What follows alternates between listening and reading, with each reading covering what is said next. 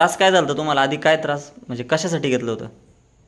मला त्रास म्हणजे मला कोलोन कॅन्सर झाला होता. कोलोन कॅन्सर हां. म्हणजे मोठ्या आतड्याचा मोठ्या कॅन्सर? आतड्याचे येस कॅन्सर. सर. आणि तो डिटेक्ट झाल्यानंतर मी पुण्याला जाऊन ऑपरेशन केलं. ओके.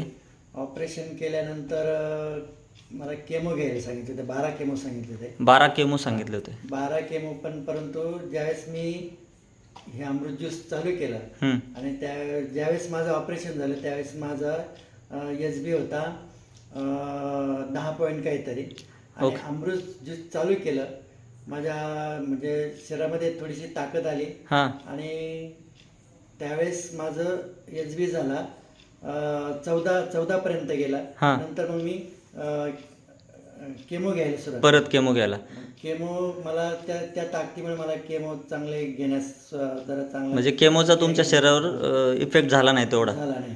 वा. कारण दुष्परिणाम नाही झाला. साथ मला अमृत ज्यूसने चांगली साथ दिली. अमृत ज्यूस घेतल्यामुळे मला केमोमध्ये एवढा फार काही त्रास झाला नाही. हम्म. अजून काय काय वाटलं सर अमृत ज्यूसचं सेवन केल्यानंतर बदल तुम्हाला ऑपरेशन झाल्यानंतर? ऑपरेशन झाल्यानंतर बदल एकच जाणवला की शरीरातले काही विकनेस, कमजोरपणा. विकनेस पण होता तो नाहीसा झाला. येस. आणि बाकी अमृत ज्यूस चांगलंच आहे.